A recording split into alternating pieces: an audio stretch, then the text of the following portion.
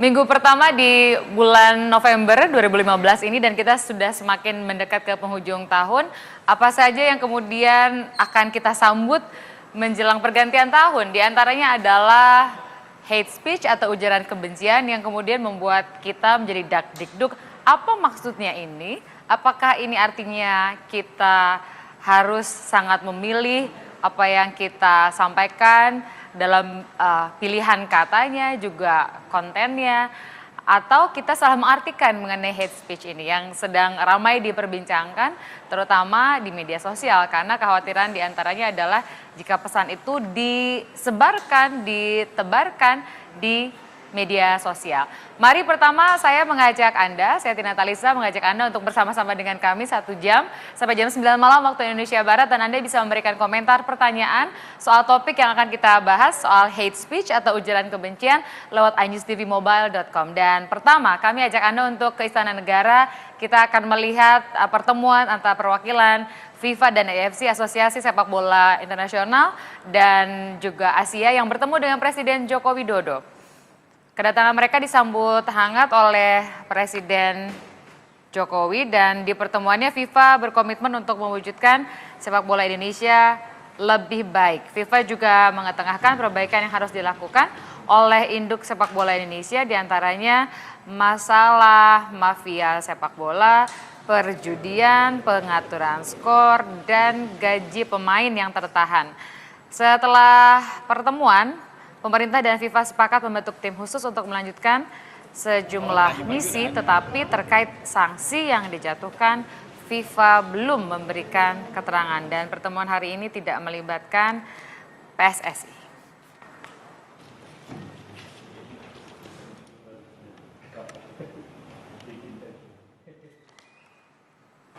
Kita sudah menyimak paket kebijakan ekonomi jilid 1 sampai ke 5, dan kali ini kita sudah mengetahui apa yang disampaikan oleh Menko Perekonomian juga Sekretaris Kabinet tentang paket kebijakan ekonomi jilid ke-6.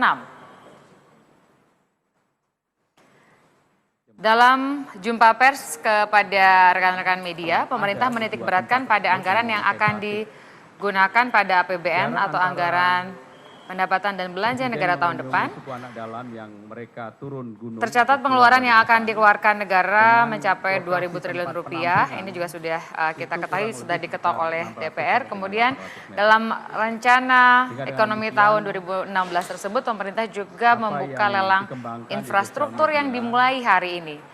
Melihat kondisi perekonomian dan penyerapan anggaran tahun ini, melalui Menteri Keuangan, pemerintah menyampaikan dan berharap serapan anggaran jauh lebih baik ketimbang daya serap anggaran tahun ini yang kita tahu kelihatannya sulit untuk mencapai 100%. Presiden ingin apa adanya, bahkan di dalam kunjungan Presiden selalu menegaskan bahwa jangan ada hal yang seakan-akan diperlihatkan baik. Paket pengantar, sebuah tayangan pengantar untuk mengajak kita nantinya bisa berdiskusi, bisa berdialog tentang ujaran kebencian atau hate speech yang kemudian membuat kita was-was. Seperti apa sih yang dikategorikan sebagai hate speech? Bahasa seperti apa, kritik seperti apa, pendapat seperti apa yang kemudian menjurus kepada bahasa yang dianggap menebarkan kebencian?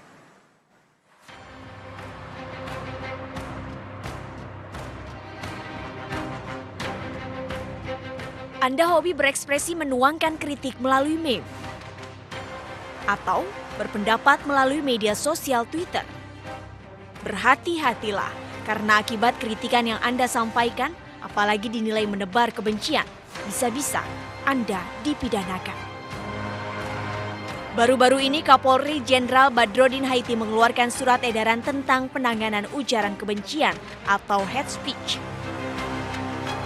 Ujaran kebencian yang dimaksud dalam surat edaran ini berbentuk penghinaan, pencemaran nama baik, penistaan, perbuatan tidak menyenangkan, provokasi, penghasutan, atau penyebaran berita bohong. Ujaran kebencian yang menjadi sorotan pihak kepolisian bisa disampaikan dalam kegiatan orasi, spanduk, jejaring media sosial, hingga media massa cetak maupun elektronik. Kepolisian Republik Indonesia beralasan surat edaran penanganan ujaran kebencian dikeluarkan karena belajar dari konflik yang terjadi di Tolikara, Papua, dan Aceh Singkil. Konflik di dua wilayah ini terjadi karena dipicu pendapat yang menebar kebencian di media sosial. Dampaknya itu sebetulnya sudah sesuai dengan undang-undang yang sudah dibuat. Jadi jangan melakukan misalkan penghinaan, pencemaran nama baik, provokasi, perbuatan yang tidak menyenangkan. Tak tanggung-tanggung untuk melakukan tindakan preventif bagi masyarakat yang menebar ujaran kebencian. Pihak kepolisian menggandeng Kementerian Komunikasi dan Informasi. Dengan demikian, masyarakat bisa menggunakan sarana informasi dan teknologi sebaik-baiknya. Dari Jakarta, tim liputan MNC Media memberitakan. 4 orang tamu akan bersama saya yang sudah hadir. Sekarang ada 2 orang, Kepala Biro Penerangan Masyarakat, Divisi Humas Mabes Polri. Pak Agus, selamat malam Pak. Ini yang paling dicari sama kita semua di antaranya dan teman-teman Humas untuk menjelaskan. Mas Roy, kita akan diskusikan ini terutama kaitannya dengan di sosial media. Betul. Dengan paparan internet yang semakin meluas di Indonesia. Saya mau ke Pak Agus dulu Pak. Biasanya orang kalau soal sesuatu yang dianggap kontroversial, pertama nanya alasannya, lalu definisinya.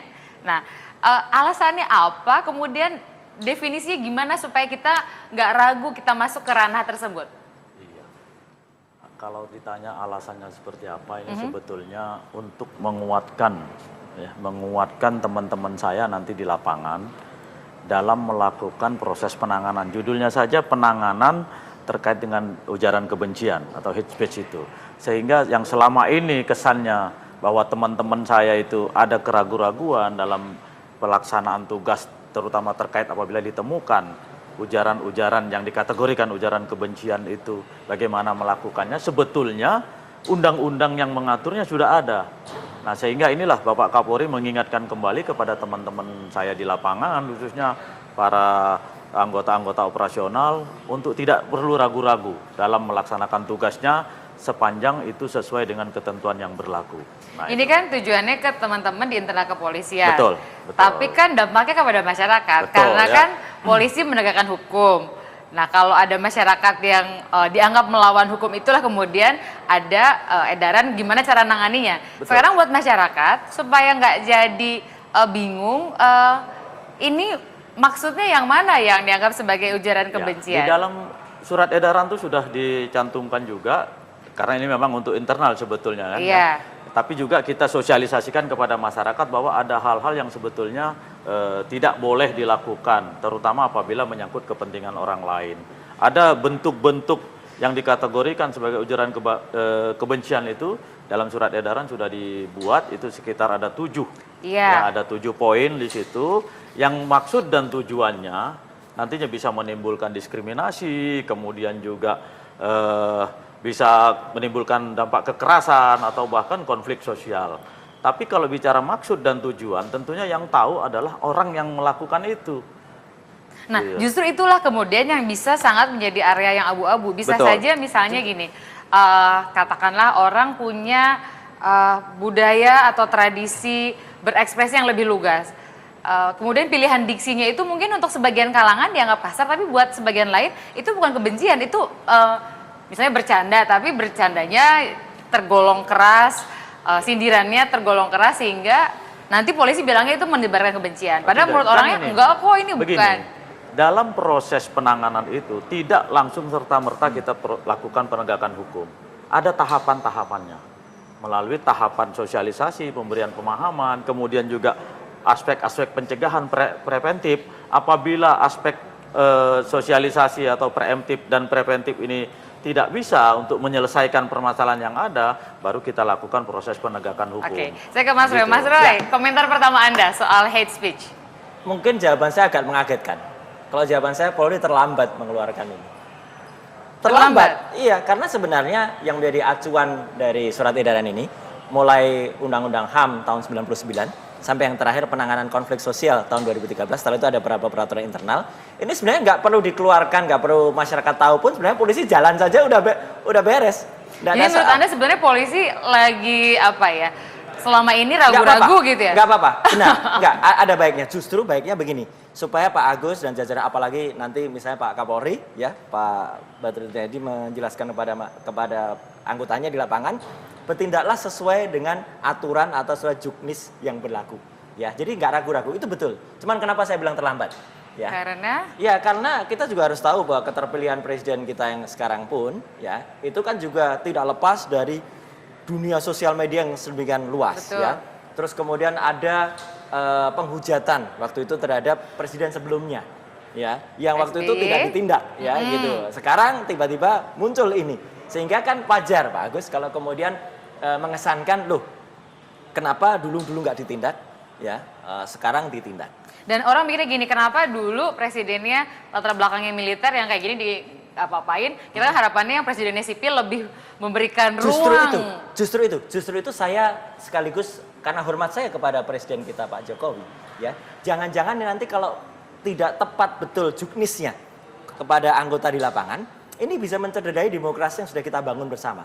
Tapi kata Mas Roy tadi polisi terlambat mengeluarkannya. Iya, betul. Jadi makanya jangan sampai kemudian nanti malah polisi itu, maaf saya bilang, lebay di lapangan gitu ya. Gara-gara ada ini kemudian sekarang berani sekali.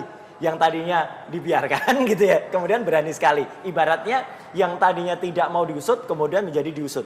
Padahal sebenarnya koreksi saya kalau salah Pak Agus, tanpa ini saja, tanpa surat edaran ini saja, berlaku undang-undang itu sudah berlaku. Ketika undang-undang itu diundangkan, itu sebenarnya sudah jalan. Berarti selama ini justru Polri tidak melakukan apa yang seharusnya dilakukan? Ya mungkin dorongannya kurang, ya gitu. Sehingga yang menjadi korban kembali sekarang, nah ini saya selaku masyarakat yang sekarang gitu ya, yang menjadi korban gitu. Yang kemarin-kemarin mungkin sudah sedemikian merdeka semerdekanya, sekarang tiba-tiba harus dikangkang dan citranya menjadi kurang bagus untuk pemerintah yang sekarang. Ya, jadi artinya ini kan menjadi kurang baik ini. Pak Jokowi dianggap sebagai di era rezimnya Pak Jokowi sekarang, itu justru malah terlalu... Kembali ke Orde Baru? Ya, tidak hanya kembali ke Orde Baru.